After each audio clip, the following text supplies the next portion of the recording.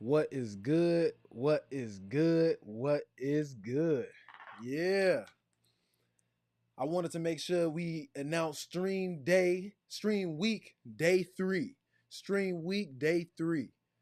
And today we're talking about the best business to ever exist in human history.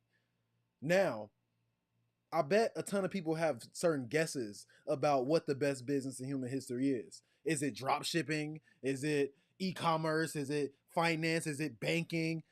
I can tell you right now that is none of those things. None of those things at all are the best business to ever exist in human history. But today I will tell you exactly what the best business in human history is. And we're going to make this live stream quick and straight to the point because today I do have a business panel, a founders panel that I'm sitting on to talk to people about being a business owner, being someone who invests in themselves consistently to help other people and invest in other people consistently so that they can help themselves and change their lives. So I just want to make sure y'all know this one's going to be real smooth. So, what if building a business was the main way?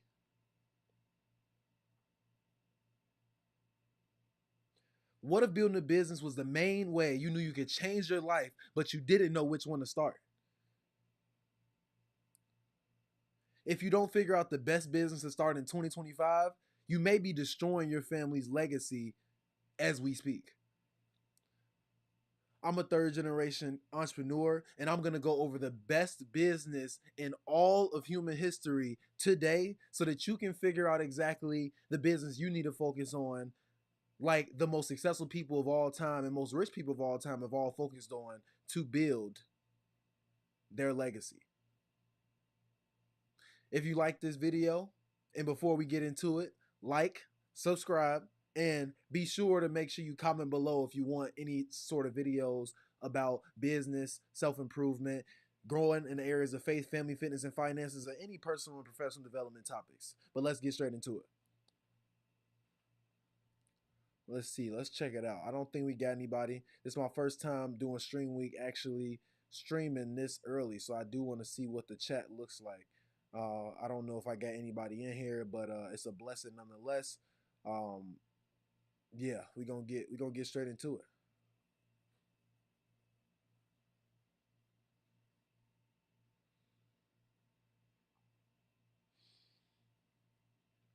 So let's get straight into it. What I want to do first,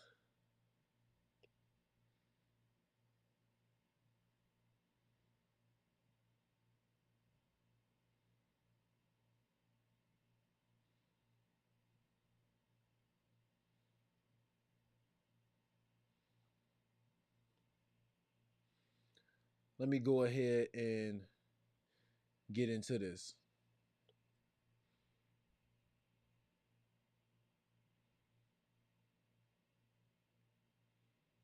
Just give me 1 second. I want to make sure that we have.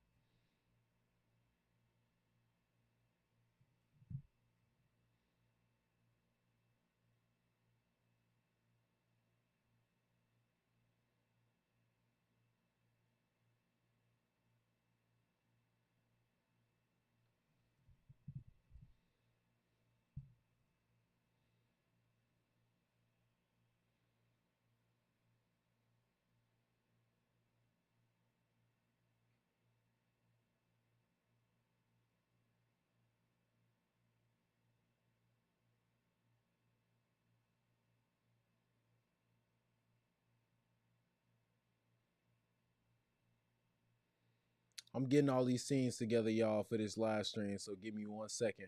I should have did this ahead of time, but you know how things is. You get busy, and there's things that need to be done, no matter how busy you are. So I'm gonna make sure that this gets done.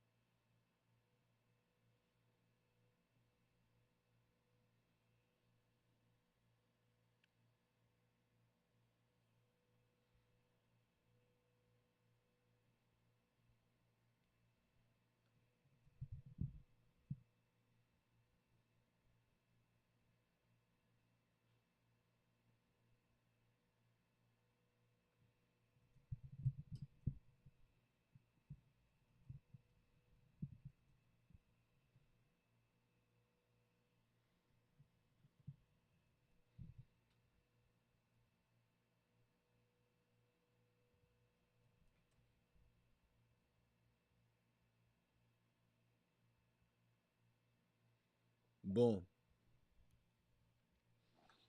Okay. We already know it. So let's get into it. So before we get into the best business in human history, we have to make sure that we understand how the entire money system began. And the money system began with trade and how it began at home. Trade is something that we did back in the day to exchange goods and services, but there wasn't any money to begin with. Money was just something that we used later on so that we had something of equal value to exchange for the things that we wanted. But in the beginning, it was just about what you had and what someone else needed, and if you were willing to trade for that thing. Let's say that you and your family had a farm and you guys made wheat and oats and all these other things on your farm. And another family needed food right now, but unfortunately, you didn't have food. Sorry. Let's say, for example, another family needed food right now, and you needed clothes, and they had cotton and they made clothes. Well, those two families saw that they both needed something that the other had, and they traded. Well, that is the first way the money and exchange system worked. People had things and they decided whether they were willing to trade those things that they had with others to create a fair deal. But later on, things changed. Societies became more structured. And when people were poor, it was easy to trade, it was easy to live in communities together. Communism was the first way that the world operated. You had people who shared food, shared property. There was no such thing as owning land or owning real estate. Everyone owned real estate. And when you were born or when you had a family, you were assigned a house that the community owned together. That's how things worked to begin with. But as things became better and money became more readily accessible and wealth became a concept and money was distributed equally, people started to become selfish. And you went from a world of communism where the community owned things and helped everybody out and everybody shared the food and the important resources to being in a world where the only thing that matters is the person with the most gaining more. Because when there's an abundance of resources, people tend to get selfish with those resources and don't want to distribute them and share with other people. So that's the beginning of how economics actually began.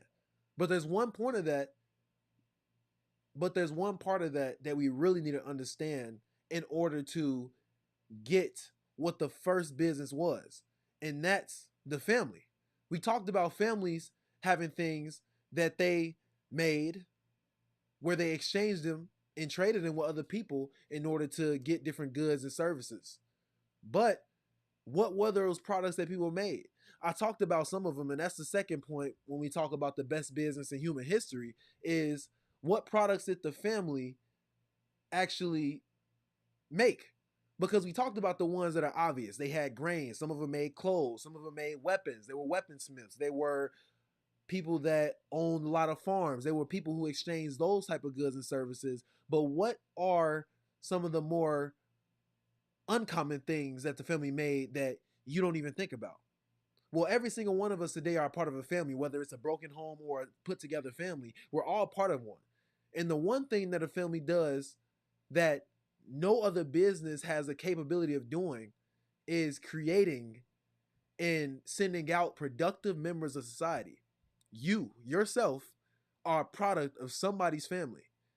Whether you learned good values or you were traumatized, whether you had a head start financially or whether you were born into a hole of debt, you are the product of your family. And the family was the first and most successful business. And I'm going to explain to you why that is in a second. But first, you have to understand why exactly it's so important that you are the product of your family. In psychology, they talk about nature versus nurture, where you have to determine whether it's more important who someone was born to be biologically, or is it more important the people in the nurture, in the environment that they're born into and how it shapes them. Obviously, this can be debated all day, but I can tell you from experience that nature is what you're predisposed to and what you might have a natural proclivity or a natural ability to do, but nurture is what you learn to do from experiences and things that happen to you. So nurture is more important. in any of these scenarios. But we have to understand that when it comes down to you being a productive member of society, your parents' job and your family's job was to make you that. And if you're not one, or you're not becoming one slowly and steadily, moving up and having setbacks and still moving in the upward trajectory, then that was your family's fault. There's no one else to blame at all. Even though the community can take care of you, the community is important, and raising a kid is a village effort if you have the right systems in place. Your immediate family, your mom, your dad, whoever else had that direct influence, grandparents, it was their job to make sure that you had all the tools, resources, values, abilities, skills to be a productive member of society. And what happens is when you don't have family members that can teach you those things, and they have their own trauma, their own baggage, their own negative habits that they instill in you, sometimes you go out into this world thinking that some of the things you're doing are right when really the things that you're doing are wrong. So ultimately, when it comes down to the best business in the world, the best business in the world is the family, because without the family unit, there would be no successful people. In today's world, you have the Elon Musk, the Jeff Bezos, the whatever family you want to bring up. And let's stop talking about the businesses for a second, the Amazons, the PayPals, and the Teslas. Let's talk about the people, because people build those companies. Companies just don't build themselves. And it took one person at the top and thousands of people all throughout that business to make it work, because the business is just the organization of people around one main product, one main service, one main outcome that you're looking to achieve and help other people achieve by serving them.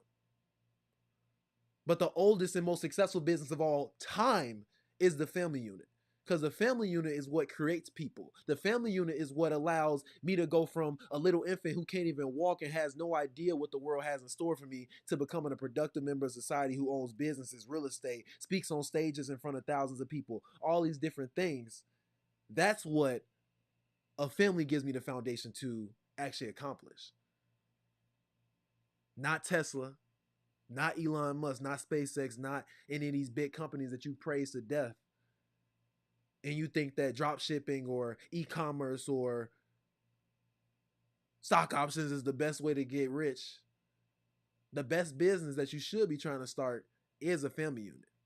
And most people don't start a family and focus on their family, because even though it's the best business to ever exist in human history, it can also be one of the most difficult to grow, maintain, and make sure that it's in alignment, because just as in a business, you're dealing with people. And to organize people is a skill that can sometimes be tough to learn. So now that we know the importance of the family business and exactly the products that it gives, not just the goods and services that back in the day we used to trade and barter, when today sometimes we may not have products and food that we're trading and bartering or anything like that, but today we still are making sure that there are different specialties in families. You may come from a family with a background in finance, and I may come from a family with a background in healthcare. And if those two people are collaborating throughout time, then you guys can share expertise. That's why it's so important to have family relationships that throughout time are passed down.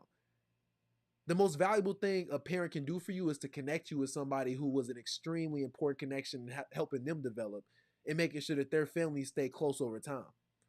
Because relationships is what makes people successful. Every single successful person had that one person that they learned from. Facebook, Mark Zuckerberg. Mark Zuckerberg literally learned from one of the most successful, bright minds of all time. And that was who? Let me make sure I'm not saying his name wrong. Shout out Ty Louie, bro. Appreciate you being in the chat, bro. And yes, man, I wish you could be there as well, bro. I appreciate you. I appreciate you. Just getting this content stream out the way before I head out. Appreciate you, brother, for tapping in, checking in with me.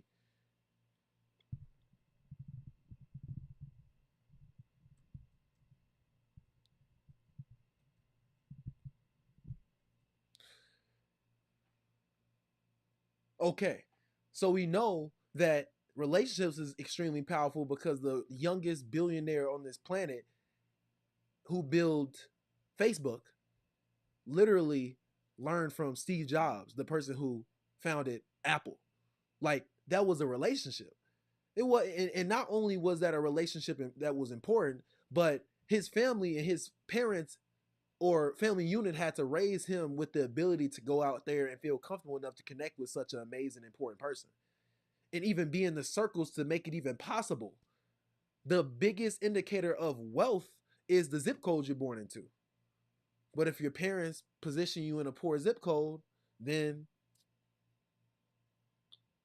it makes it less likely for you to be rich. Not impossible, but less likely, meaning that you have to move zip codes, you have to gain new experiences, you have to build new connections yourself. Nothing's impossible, but understand that the best business you can build and make sure that you're intentionally creating products, creating relationships with people that you can pass down to your kids, and creating productive members of society, which are your kids. They are your number one investment. And without the parents or the family unit or the system that built and helped to develop Elon Musk and all of these people, none of these big companies you know about today would exist. And I'm not going to get into you about their ethicality or any of these different things and what good and bad that they did. Everybody's imperfect. But what I am going to say is that the companies they build are huge. And if you want to build a business, stop focusing on the businesses that are on the stock market and focus on the business that's in your household. Focus on the fact that you don't treat women right and you want to have a family that's going to actually be able to hold on to the legacy you want to build. That's getting real. That's being honest.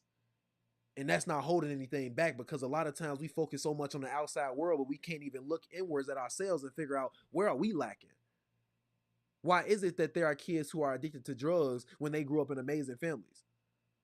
How about the fact that they didn't grow up in amazing families? That the family focused on everything under the sun except the things that mattered, to where their kids turned to drugs rather than to them for comfort.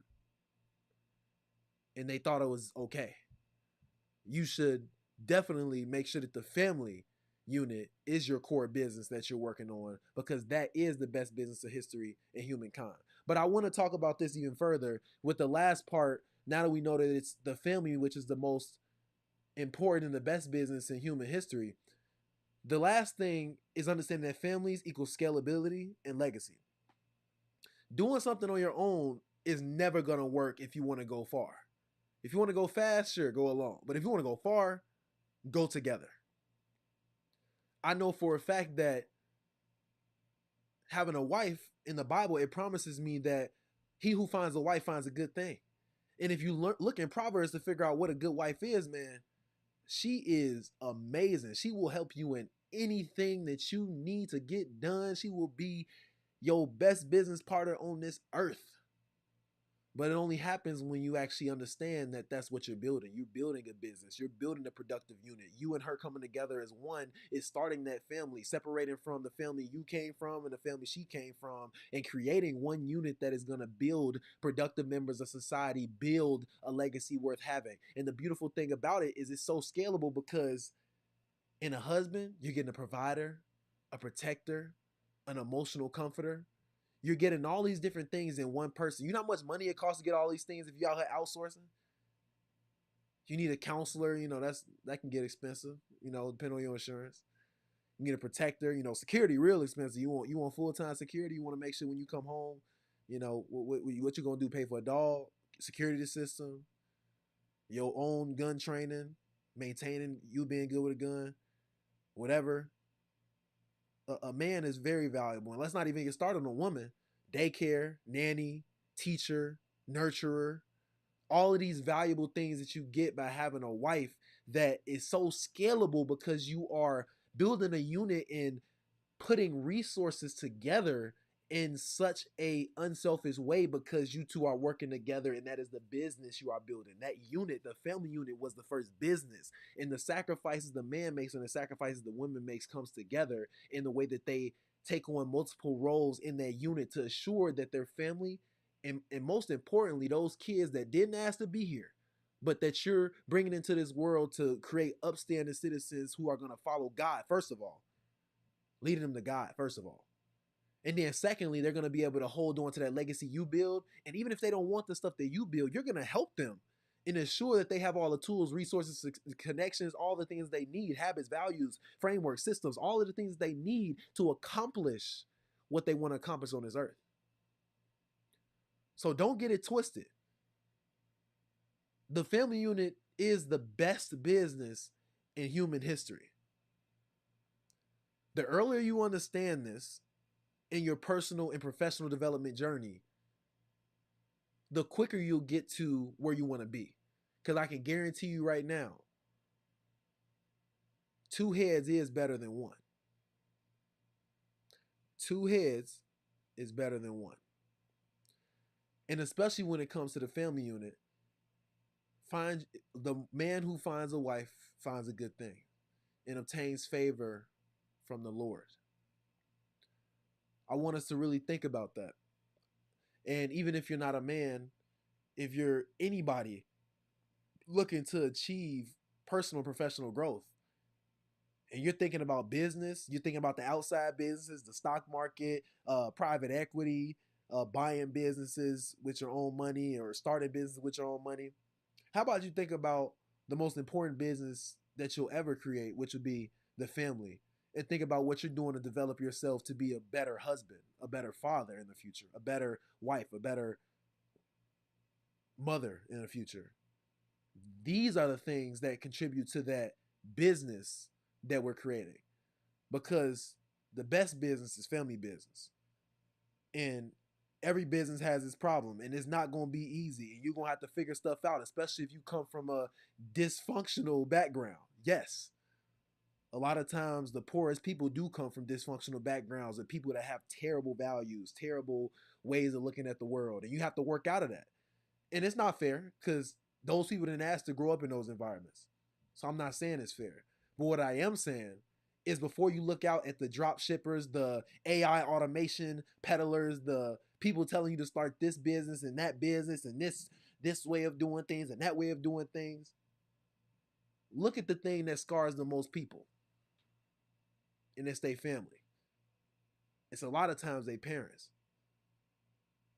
And we really need to have a real conversation on why we have devalued